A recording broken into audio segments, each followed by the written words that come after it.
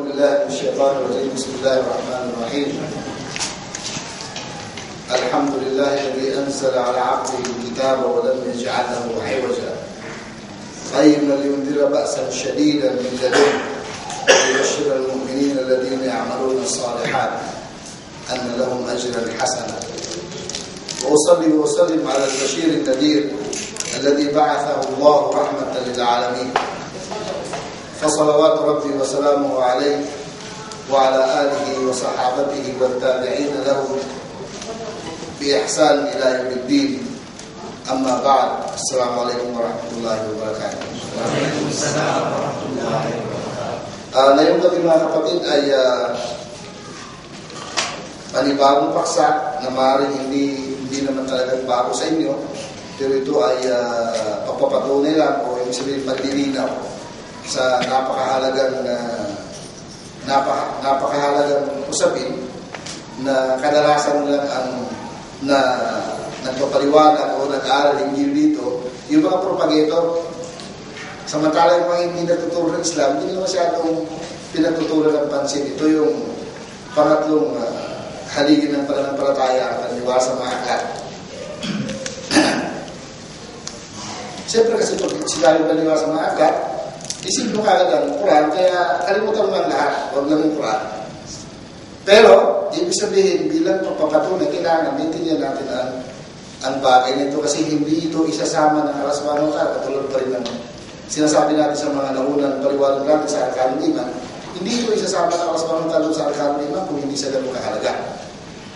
Okay. Katulad pa rin ng mga naunang paksa natin, na ito ay kabilang doon sa pinaka-ugat o pinaka-haligi ng ating pananampalataya na kung saan tayo ay naniniwala ng tiyak na paniniwala, sigurado na ang Allah subhanahu wa ta'ala ay meron siyang mga ipinadalang mga aklat na kanyang ipinahayag o ipinagaloob sa kanyang mga propeta at mga sugo. At naniniwala tayo ng mga propetang yaon ay naiparating nila ang mensaheng ito sa mga sambayanan na kung saan sila ay doon ipinadala. Kaya, naniniwala tayo na nagawa nila kanilang tungkulin. Na kung saan, kung paano ipinahayag ng Allah subhanahu wa ta'ala ang banal na Quran sa kiprapit ng Muhammad sallallahu alaihi wasallam, ay ganun din ipinahayag ng Allah subhanahu wa ta'ala ang mga aklat sa mga naunang mga propeta ni Prophet Muhammad sallallahu alaihi wasallam. Itong aklat nito na ipinahayag o ipinadala ng Allah sa atin lahat o mula pa noon pa sa mga naunang mga tao na nauna sa atin, ito ay ibinaba ng Allah o ipinahayag ng Allah bilang awa, pagmamahal sa sangkatauhan at sa lahat ng nilikha ng Allah subhanahu wa ta'ala bilang gabay sa kanila upang marating nila ang tunay na walang pagdududa, sigurado na kaligayahan dito sa daigdig at lalo-lalo na sa kabilang buhay. Kaya yung mga naunang mga tao, bakit sila pinuksan ng Allah? Dahil hindi sila sumunod dito. Yun ang naging dahilan kung bakit sila pinarusahan ng Allah subhanahu wa ta'ala dahil hindi nila sinunod ang gabay, ang patnubay na dala-dala ng mga propeta sa kanila. Kaya yun ang naging dahilan kung bakit sila pinarusahan ng Allah, bakit sila pinuksan ng Allah, at ang mga pangyari ito mga kapatid ay maaari pa natin makikita ang mga bakas ng mga pangyari kung paano pinuksan ng Allah iba't ibang sambayanan, iba't ibang lugar, iba't ibang grupo ng mga tao ang dahilan dahil hindi na sinunod ang mga propeta na pinadala sa kanila at binaliwala nila ang mga aklat na dala-dala ng mga propeta nito. Kaya, kung gayon mga kapatid, paano tayo maniniwala sa mga aklat na binigay sa mga propeta na naunang aklat Muhammad sallallahu alaihi wasallam? Kailangan ba tayo maniniwala? Ang sagot ay oo. Tayo naniniwala sa lahat ng mga aklat na pinadala ng Allah subhanahu wa ta'ala. Alam na natin ang mga pangalan ito, hindi. Siyempre, meron mga nabanggit na mga pangalan. Meron ilan na nabanggit na mga pangalan, pero hindi na nahulugan na yun lang ang aklat na binigyan ng Allah subhanahu wa ta'ala. Tayo ay naniniwala sa lahat ng mga ito. Lahat ng mga aklat na binigyan ng Allah subhanahu wa ta'ala. At naniniwala rin tayo na ang pagsunod dito ay obligado na sundin at obligadong ipapatupad ng sino mang tao na kung saan sa kanila ipinadala ang aklat, mga aklat na ito. Ibig sabihin, inobligan ng Allah, inutusan ng Allah ang mga propeta at ang kanilang mga tagasunod na ipamuhay, ipapatupad ang mga aklat na ito. At naniwala rin tayo na ang mga aklat na ito hindi ito magkakasalungan. Hindi siya magkakasalungan. Kundi pinapatunayan ng pinapatunayan ng huling aklat ang nauna sa kanyang aklat na hindi na ito sinasalungan. Kumbaga walang anumang aklat na pinadala ng Allah subhanahu wa ta'ala na nagsasabi na yung mga naunang aklat ay hindi totoo. Lahat ay nagpapatunay sa mga naunang aklat.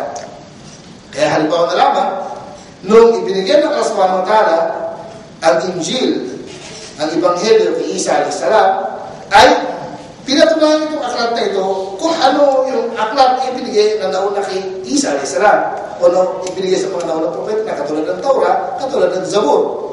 Sinabi ng Allah subhanahu wa ta'ala, sabi ng Allah, musaddiqan lima bayna yadayhi min at-Taurat. Ang tinutukoy dito yung Injil.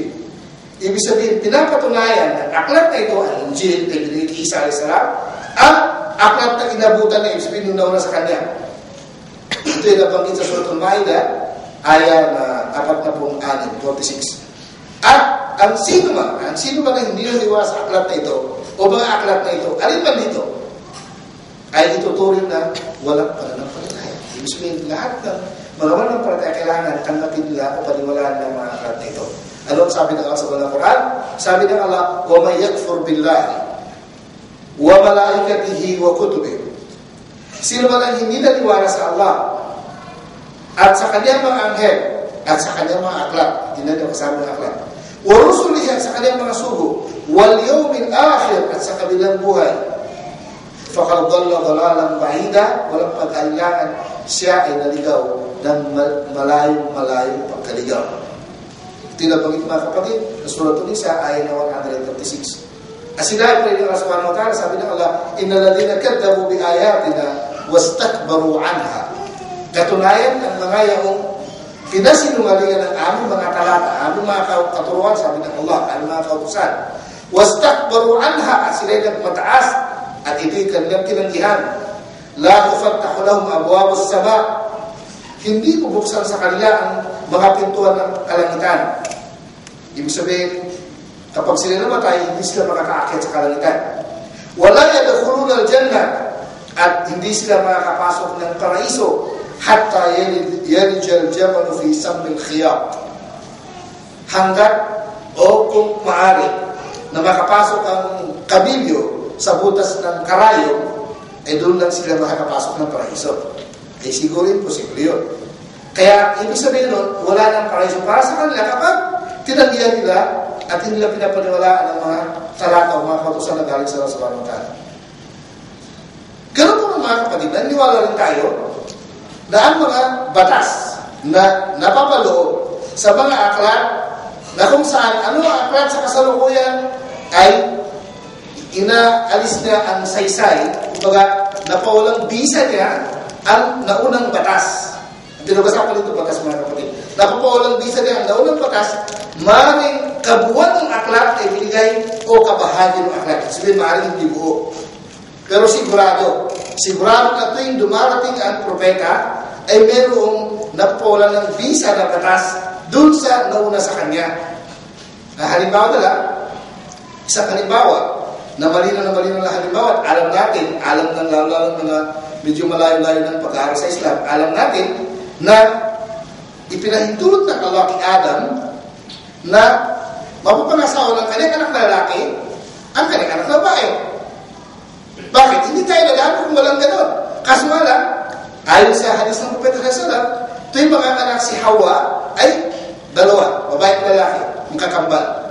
At ang mapapangasawa ng lalaki dun sa una, yung babae sa pangalawa na magkakambal din at baliktad. Yung lalaki naman sa pangalawa, yung mapapangasawa ng babae sa una. Ganon. Ang sistema na ibinigay ng Allah kasi yun lang ang naging paraan para dumami tayo. Pero wala ito paliwanag sa ibang relihim sa ngayon. Dito natin pakita sa hadith ng Prophet Muhammad sallallahu alaihi wasallam. Yung batas tayo mga kapatid, nung dumami ng tao na nawala na ng bisa, nawala na ng saysay ang batas nila. Pagkatapos, alam din natin o nakalagay din sa kasulatan, noong kapanahonan ng mga anak ni Ibrahim a.s. ang mga propeta, katulad ni Jacob a.s. Ipinahintulot din ng panahon na yon na magpakasawa o pwedeng pagsabayin ng isang lalaki ang magkapatid na babae. Pwedeng pagsabayin ng isang lalaki na magpakasawa niya ang magkapatid na babae. Pero sa ngayon, hindi ito pwede. Diba? Kaya pinagbawal na sa sumunod na propeta. Pero sa panahon nila, panahon ni Jacob at ang kanyang mga anak, ipinahintulot. At mismo, ayon sa history o ayon sa kasulatan, mismo si Jacob ay nangyari sa kanya. Mismo si Jacob a.s. ay nangyari sa kanya. Kaya, may pangyari din na may mga ipinagbabawal sa Torah ni Musa a.s. na nung dumating si Isa a.s. ay ipinahintulot.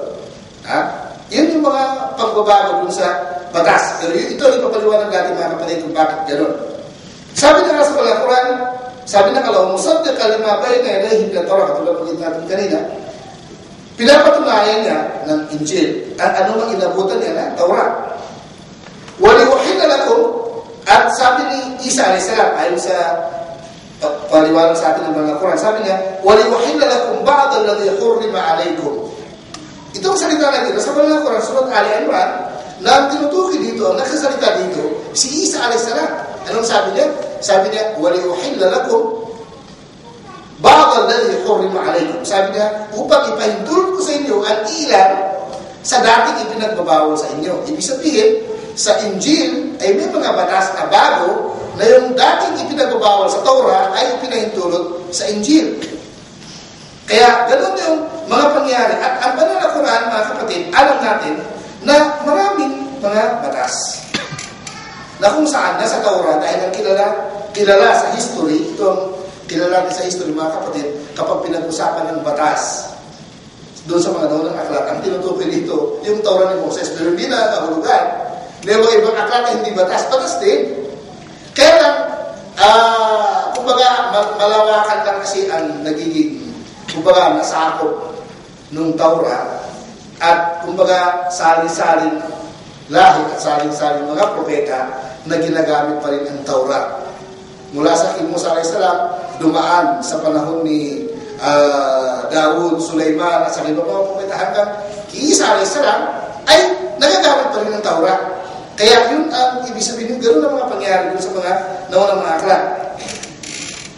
Kaya pagdating niya ng banal na Quran ay marami siyang kumbaga maraming batas na nasa Torah at batas na nasa Injil na binago na pagdating nitong banal na Quran. Okay. Ano ang sabi ng sa banal na Quran? Sabi ng Allah, alladhina yattabi'una ar-rasula an-nabiyya al-ummi alladhi yajidunahu maktuban 'indahum fi at-Taurati wal-Injil. Ang tinutukoy dito yung mga ahlul kitab na kung saan sila ay sumunod sa kipropet Muhammad sallallahu alaihi wasallam. Anong sabi ng Allah? Alladhina yattabi'una ar-rasula an-nabiyya al-ummi. Silang mga yaon na kung saan sumusunod sila sa sugo bilang propeta na ummi. Hindi sabihin ng ummi, hindi marunong sugulat, hindi marunong pumasa. Alladhina yajidunahu maktuban indahum fi at-Taurah, na kung saan itong yung katanian ng propetang ito na hindi marunong pumasa ay nakasaad na nakasulat sa aklat na nasa kanila ng Torah at saka Injil. Na ano nakalagay doon sa aklat nila na nawala sa Quran? Sabi ng Allah, ya'muruhum bil ma'ruf wa yanhahum 'anil munkar. Na kung saan unang-unang obligasyon ng tao ito na huling propeta ay katulad din ng mga naunang propeta na siya ay mag-uutos ng pagsagawa ng mabuti at magbabawal ng masama. Pero sabi niya, wa yahillu lahum at-tayyibat wa yuharrimu 'alayhim al-khaba'ith. At ito pa rin ang general rules na magiging batas din itong propeta na ito, ipapahintulot niyang lahat ng malinis at ipababawal niya ang lahat ng marumi. Actually, mga kapatid, sa pagkain, ito ang general rules. Lahat ng malinis ay pwede, lahat ng marumi hindi pwede. Sabihin, lahat na hindi pwede kainin dahil marumi. وَيَضَعْ عَنْهُمْ إِصْرَهُمْ. Ito yung isa sa mga pagbabago na alam nila. وَيَضَعْ عَنْهُمْ إِصْرَهُمْ. Kumbaga, luluwagan sila dun sa mga higpit ng batas na nakasanayan nila. Luluwagan sila. Yung sabihin, banal na Quran ay pagluluwag. Dun sa mga naging batas sa mga naunang mga propeta na may kahigpitan. Wal aghlal allati kanat alayhim, at saka yung mga talikala na nakapulupot sa kanilang mga liig. Sabihin ng hindi sabihin ng talika ito eh. Kumbaga, ibig sabihin yung mga mahirap na sundin na batas na kailangan nilang sundin. Halimbawa na lang dito sa mga mahirap na batas ng mga panahon ni Moses. Halimbawa, hindi sila pwedeng magsala kung hindi sa bahay. Kapag narumihan ng damit, kailangan gunting, hindi nahugasan sa pamamagitan ng tubig. Mahirap yun eh. Pero may mga mahirap na nabanggit din, mahirap na batas na nabanggit din sa banal na Quran, na batas noon na ipinahintulot sa atin, hindi ipinahintulot sa kanila, yung pagkain ng taba ng karne. Ang taba ng karne ay bawal sa kanila, pero ipinahintulot sa atin. Kaya tayo tumataba. Dahil taba ng karne. Sa kanila pinagpabawal yun. Pero sinabi ng Allah ang dahilan kung bakit pinagpabawal ang dahilan, dahil sa katigasan ng kanilang mga ulo. Okay. Pero pagdating sa batas ng banal na Quran, ay pinahintulot na yung mga bagay na yun. Kaya yun yung, kumbaga simpleng paliwanag doon sa pagkakadugtong-dugtong ng mga aklat, lalo-lalo na yung 3 huling aklat. Ngayon, kung gano'n pala mga kapatid, ay dito pala tayo inubligan na pala na kailangan dito lang tayo sumunod. Ano ang dapat na paliwanag na malaman natin kung bakit dito lang pala tayo? Kumbaga wala na tayo, hindi na tayo binigyan ng kapahintulutan ng Islam o ng Allah subhanahu wa ta'ala, o hindi na tayo binigyan ng batas o utos na kailangan pang hanapin natin yung mga naunang aklat, kundi sapat na sa atin ito. Okay, ang paliwanag dito ay ganito. Una-una, katulad sinasabi natin mga kapatid, tayo naniniwala sa mga naunang aklat, na ang paliwanag natin dito ay obligado. Kailangan sigurado tayo. Subalit, ang paniniwala lamang ay hindi sapat kung ang pag-uusapan ay banal na Quran. Ay hindi sapat yung paniniwala lang. Na kung kaya, kailangan, kasama sa paniniwala natin na ito ay galing sa Allah, kailangan ito ay panghahawakan natin at ipapatupad natin, susundin natin. Na ibig sabihin, kung naman ay pinag-uutos dito ay gawin natin, kung ang pinag-ubawal ay kailangan iwasan natin. Anong sabi ng Allah? Ayon sa unang mga versikulo ng Surah Al-A'raf, sabi ng Allah, Alif Lam Mim Sad, Kitabun unzila ilayk. Ang aklat na kung saan ipinahayag sa iyo, tinutukoy ba ng Quran? Fala yakun fi sadrika harajun minhu, na kung saan hindi maaari na magkakaroon ka pa ng pagdududa hinggil dito. Hindi ka dapat magkaroon ng pagdududa dito galing sa Allah. Litundira bihi wa dhikra lil mu'minin, upang ito ay babala na dadalhin mo sa mga tao. Ibig sabihin, ang utos na ito ay babala. Ibig sabihin ng babala, unang-unang babala na naiintindihan dito, ibig sabihin, ito lang uling aklat. Kaya, nasasaad na dito ang lahat ng dapat mong malaman patungkol sa kung paano ka sasapa sa Allah, kung paano mo sundin ang batas, at hindi sa lahat, kung paano paghala ng kabilang buhay, nandito na. Wadikra lil mu'minin, at paalaala sa mga mananampalataya. Kung kayo sabi ng Allah, ittabi'u ma unzila ilaykum, sundin niyo ang anumang ipinahayag sa inyo. Ito isa, tayo na ang inuutosan dito lahat. Sundin niyo ang anumang ipinahayag sa inyo, min rabbikum, mula sa inyo, tagapaglikha, mula sa Allah, wala tattabi'u min duni. Hatin na nyo. Huwag na kayong sunod ng ano pa maliban dito. Ibig sabihin, maliban sa Quran, at siyempre, kasama yung paliwanag ng Quran, tinatawag na hadith. Bukod doon, wala na tayong dapat sundin. Sabi niya, wala tattabi'u min duni awliya qalilan ma tadhakkarun. Hindi na kayo dapat na sumunod sa anuman maliban dito. Kasama na doon yung mga pinagkakatiwalaan ng mga tao. Sa ibang mga nagturo na ibang reliyon na pinagkakatiwalaan ng mga tao, na kung saan ang kanyang mga itinuturo ay mahirap isaulo. Actually, totoo mga kapatid, yun ang isa pa sa kahalangan ng Quran, madaling isaulo. Ang ibang aklat, mahirap isaulo. Okay. Kaya itong pananakuran mga kapatid ay bukod ngayon, kung tayo aklat lamang sa ngayon, na kung saan ito ang ating pinaka-ugnay sa Allah. Ito ang connection natin sa Allah subhanahu wa ta'ala. Pagkatapos ipadadala ng Allah subhanahu wa ta'ala ang Propeta Muhammad sallallahu alaihi wasallam, ay ito lamang ang aklat na magiging ugnay natin. Kumbaga, ang ugnayan tayo sa Allah sa pamamagitan lamang nito. Kumbaga, yung connection natin sa Allah ay dito lamang sa Banal na Quran. Wala nang iba. At hindi mo na maaaring hanapin pa ang iba o magtiwala pa sa iba kung dito ka lang. Okay. Ano ang sabi ng Propeta sa kanyang hadith? Nung siya ay nagpapaliwanag sa kanyang mga sahaba, kanyang mga kakasunod, sabi niya, abshiru. Kumbaga, matuwa kayo sa magandang balita. Bakit? فَإِنَّ هَذَا الْقُرْآنَ بِيَدِ اللَّهِ. Dahil ang Quran na ito ay nasa pagtatangan ng Allah. Nasa pagtatangan ng kamay ng Allah. وَطَرَفُهُ بِأَيْدِيكُمْ. At ang dulo niya ay hawak ninyo. Sabihin dulo ng Quran nasa Allah, ang dulo nasa inyo. وَطَرَفُهُ بِأَيْدِيكُمْ. At ang dulo niya ay nasa inyo mga kamay. فَتَمَسَّكُوا بِهِ. Panghawakan ninyo. فَإِنَّكُمْ لَنْ tuhliku walan tadillu ba'dahu abadan. Dahil hindi na kayo mapapahama at hindi na kayo maliligaw hanggat ito ay pinanghahawakan niyo ang Banal na Quran. Kaya ibig sabihin nun, para sa atin sa kasalukuyan ay dito lang tayo susunod, hindi na tayo inutusan ng Allah na sumunod sa iba pang aklat. Dahil yung mga kapatid, dapat tayo maniwala na ang Banal na Quran ito ang pinakahuli.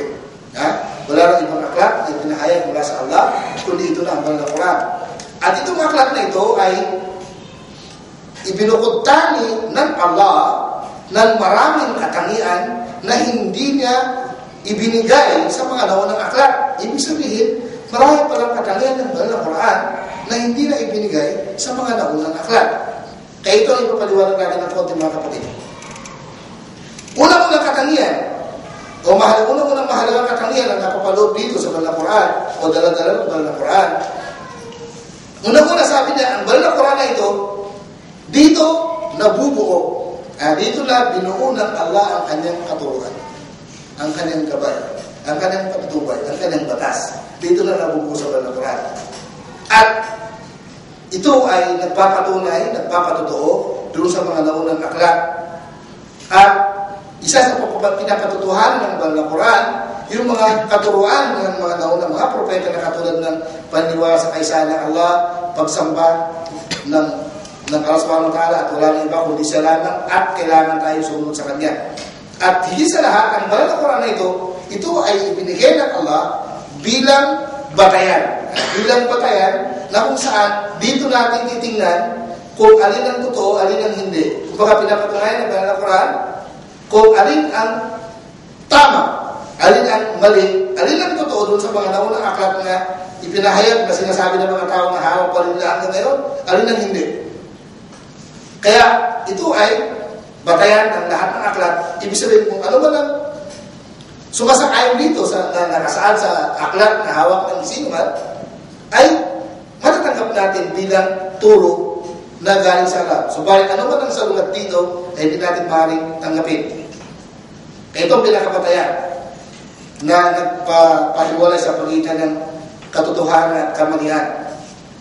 Kaya dito sa aklat na ito ay pinapaliwanag sa atin kung anong pagbabago, sinasabi ng Allah subhanahu wa ta'ala kung paano binago ng mga naunang mga tao ang aklat na ibinigay sa mga naunang mga propeta. Hanggang ngayon ay patuloy nilang binabago. Dinadagdagan, binabawasan. Anong sabi ng Allah sa Quran? Sabi ng Allah, وَأَنزَلْنَا إِلَيْكَ الْكِتَابَ بِالْحَقِّ. Ibinigay namin o pinahayag namin sa iyo, ang aklat bilang katotohanan. Musaddiqan lima bayna yadayhi. Na ito ay pinapatunayan niya, pinapatutuhanan niya anong mga aklat na inabot niya. Ibig sabihin yung mga aklat na pinanghawakan pa rin ng mga tao. Minal kitab wa muhaiminan alay. At sabi na, ibig sabihin ng muhaimin, ito'y batayan at kumukontrol. Ibig sabihin ng kumukontrol ay ibig sabihin dito lang natin matatagpuan ang katotohanan, samantalang ang ibang aklat hindi mo na makita ang tunay na katotohanan. Naku, kaya ito lang ang pinakabatayan. ito, napag-usapan natin kanina yung batas at yung pagbabago. Dito sa aklat na ito, dito ibinigay na ng Allah ang batas na pangkalahatan. Ang batas na malawak na kung saan ito ay saklaw niya ang anumang bagay na kung saan kailangan ng sino mang tao mula ngayon hanggang sa katapusan ng daigdig o mula kung pinadala ng Quran hanggang sa katapusan ng daigdig. Ano man ang problema ng tao, ano man ang mga hindi pinagkakasundo ng mga tao, ano man ang krimen, ano mang bagay na kailangan ng tao patungo sa batas, patungo sa mula sa kabuhayan, mula sa pakikitungo, sa upag-uugali, sa batas, sa krimen, sa sa kapayapaan, sa security, o ano pa man, lahat ay nandito na. Kaya ito ay angkop sa lahat ng lugar, sa lahat ng panahon, sa lahat ng klase ng tao.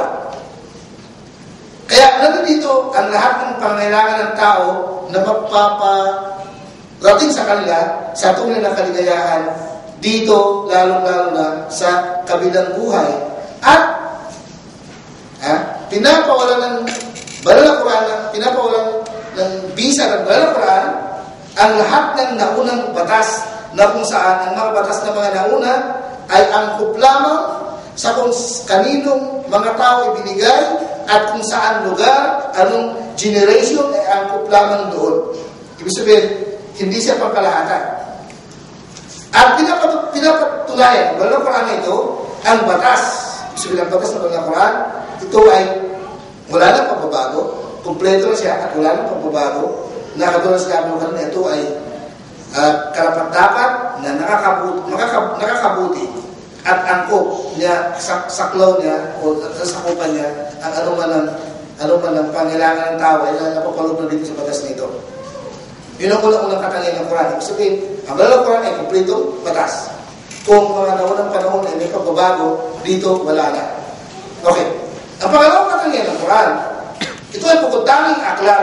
Bukod-tanging aklat. Sa lahat ng aklat na ibinigay ng Allah subhanahu wa ta'ala, ito ay bukod-tanging aklat na ipinangako ng Allah na kanyang pangangalagaan. Kanyang pangangalagaan. Anong sabi ng sa mga Quran? Inna nahnu nazzalna dhikra wa inna lahu lahafizun. Katunay sabi ng Allah, kami ang nagpadala ng paalaala o babala, sabihin ng Banal na Quran, at kami na rin ang mga ngalakan nito. Ibig sabihin, ipinangako ng Allah subhanahu wa ta'ala na pangalagaan niya ang Banal na Quran. Isa pang, ito ay nasa Suratul Hijr, Surah 15, ayah number 9, at sinabi pa rin ng Allah sa isa pang verse ng Banal na Quran, sabi ng Allah, innahu lakitabun aziz. Katunayan, sabi niya, ang aklat na itong Banal na Quran, ito ay napakadakilang aklat. La yatihin batilu min bayni yadayhi. At hindi maaaring madalagdagan ng anumang hindi totoo magmula man sa harap, wala man khalqi, ganun yung kahit saan man, ang gulo hindi maaaring mapasok na ibig sabihin ng pagkakamali dahil sa pinangalagaan ng Allah. Tanzilu min hakimin hamid, na kung saan ito itinahayag mula sa Allah na napakalawak ng kanyang karunungan na walang katapusan at siya ay pinupuri. Ito yung mabasa natin mga kapatid sa Surah Fussilat, Surah 41, ayat 41 hanggang 42.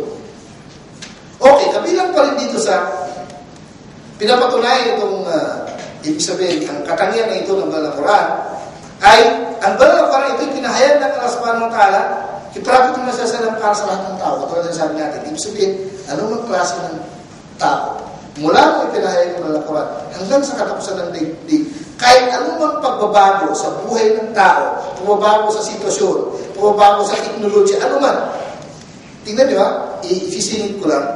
Ang ngayon ay umabot na ang tao sa pinakamataas na antas ng technology. Pero bumabalik pa rin sila sa Quran. Halimbawa na lang sa napakadalawang mahalagang bagay na palagi na pag-usapan, unang-una sa pagkain. Ngayon, ordinary na lang na pinag-usapan sa buong mundo na ang nakakabuting pagkain ang tinatawag natin na halal. Okay. Sa batas sa pangkabuhayan, sa negosyo.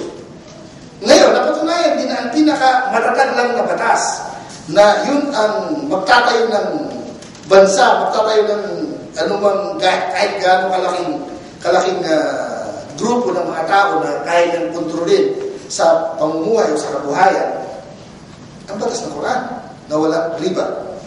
Dahil interest kasi yung malaking kapinsalaan sa sangkatauhan. Kaya ngayon, pinag-usapan na rin na marami na rin mga kilalang tao na pinapaliwanag nila na kailangan na daw balikan ang batas ng Quran patungkol sa business. Dahil ito lamang ang batas na, ibig sabihin batas ng kabuhayan na matatag na hindi, ibig sabihin, hindi siya babagsak. Kasi walang panluluko, walang pandadaya eh. Kaya, ibig sabihin nun, ayaw na sa gusto na kailangan sundin nila ang batas ng Allah subhanahu wa ta'ala kahit hindi sila mga Muslim, pero kailangan sila sumunod para sa kanilang kapakinabangan.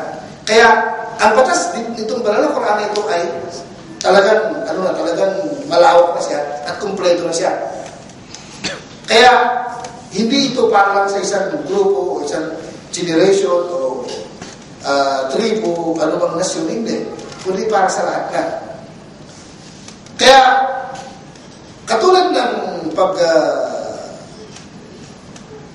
pahayag ng mga naunang aklat, bakit hindi pinahintulot o kumbaga, hindi hinayaan ng Allah na manatili mga naunang aklat. Kumbaga, nagawa ng tao o nakayanan ng tao baguhin ng mga aklat na yun. Dahil ang Allah subhanahu wa ta'ala hindi na pinangalagaan katulad ng banal na Quran.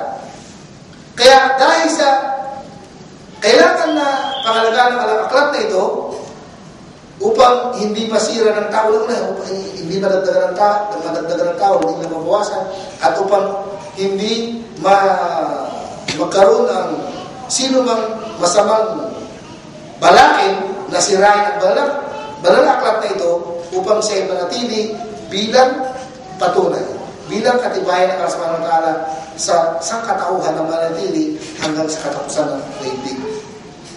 Ibig sabihin, dahil kasi ito kailangan natin na batas, kailangan manatili. Ano kapag tataka ngayon, katulad na ng pinapaliwanag natin mga kapatid, mas magaling pa magpaliwanag patungkol sa batas ng Islam, lalo na yung kailangan nila sa ngayon, ang mga hindi Muslim kaysa mga Muslim.